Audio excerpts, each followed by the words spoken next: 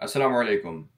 আপনাকে বলছি, আজকে বাংলাদেশে গোটা আন্দোলন নিয়ে যতজন ছাত্র থেকে শুরু করে সাধারণ মানুষ মারা গিয়েছে, তার জবাব কার কাছে আছে? ইতোমধ্যে আজ পর্যন্ত বাংলাদেশের জাতীয় একটি পত্রিকার খবর অনুযায়ী ২০৯ জন মারা গিয়েছেন। বাংলাদেশে যারা মারা গিয়েছেন হাসপাতালগুলোতে, তাদের তথ্য এখনো পাওয়া যাচ্ছে না। অনেক লাশ কিন্তু বেআরিশভাবে দাফন করা হয়েছে। এই কটা আন্দোলন সংঘর্ষ নিয়ে যত প্রাণহানি ঘটেছে, কেউ তার বাবাকে হারিয়েছে, কেউ তার সন্তানকে হারিয়েছে, কেউ তার স্বামীকে হারিয়েছে, কেউ সন্তান হারিয়ে আজ দিশেহারা, কেউ তার পরিবারের একমাত্র উপার্জন কর্মীকে হারিয়েছে। বাংলাদেশের অর্থনীতির অবস্থা খুবই খারাপ।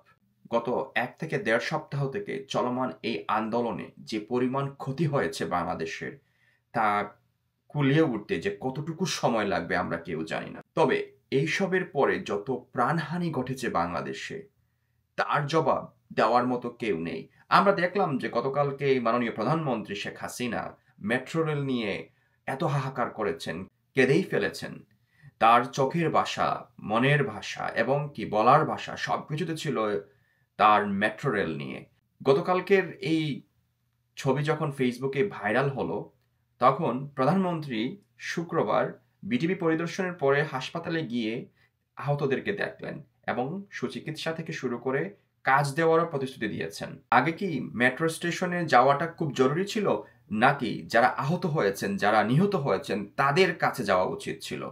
তিনি রাজাকার শব্দ নিয়ে যা ঘটালেন, সেই রাজাকার শব্দটি শুক্রবার বললেন, তিনি বলেননি।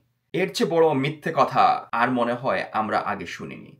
পলিটিশিয়ানরা মিথ্যে কথা বলতে পারেন, কিন্তু যখন একজন রাষ্ট্রের প্রধানমন্ত্রী এই ধরনের কথা বলেন, তখন সাধারণ মানুষ কি করবে? যদি দেশের একজন প্রধানমন্ত্রী এই ধরনের কথা বলেন, তাহলে আমরা সাধারণ মানুষ কোথায় যাব?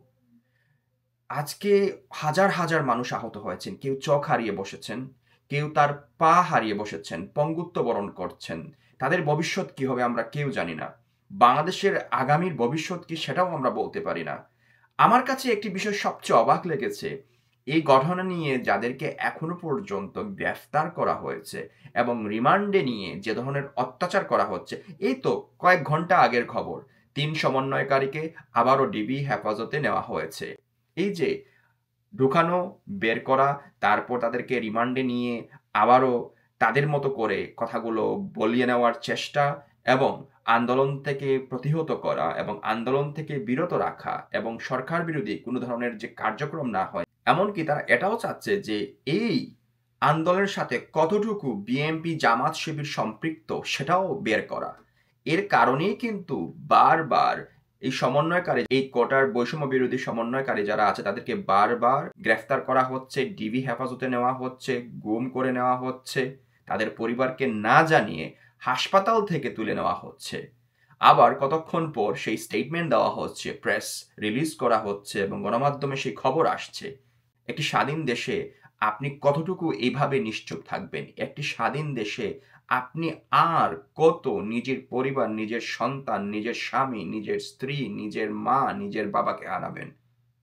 সে জবাব কি আমাদের আছে? সেই জবাব আমাদের নেই। আপনি দেখুন যে বাংলাদেশে বিগত কয়েকদিন ধরে আমরা ছোট্ট শিশুকে হারিয়েছি।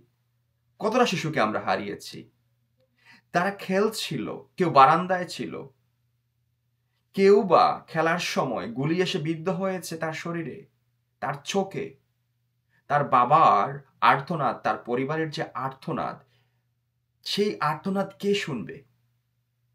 সে সন্তানকে কি আর ফিরে পাওয়া যাবে? মুগ্ধর মতো একজন ট্যালেন্টেড স্টুডেন্ট, সে চলে গেল। সে কি করলো? সে সহায়তা করছিল যারা আহত হয়েছিল এই কটা আন্দোলনে।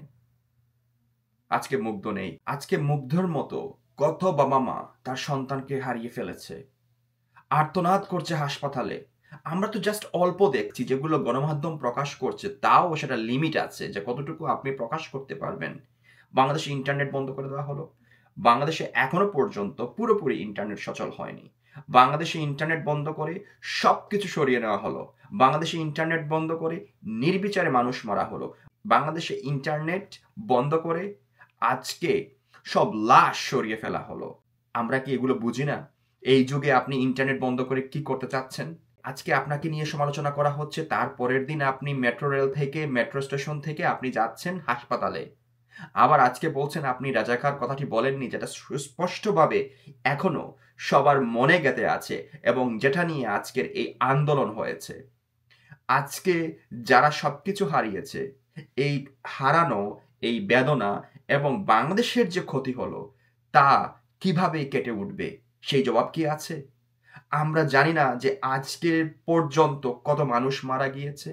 আমরা জানি না আজকে পর্যন্ত কত মানুষ বঙ্গুত্ব বরণ করেছে। আমরা জানি না আজকে পর্যন্ত কত মানুষ চোখ হারিয়েছে। আমরা জানি না কত মানুষ আজকে পর্যন্ত তার পরিবারের একমাত্র অবলম্বন এবং উপার্জন কর্মীকে হারিয়েছে। এইভাবে আমরা মার খেতে, খেতে আজকে যে কোথায় গিয়ে পৌঁছেছি সেটা আপনি হয়তোবা জানেন না। কিন্তু সাধারণ মানুষ যারা দেশ এবং প্রবাসে আছে তারা জানে যে বাংলাদেশ কতটা, কতটা ডুবে গেছে।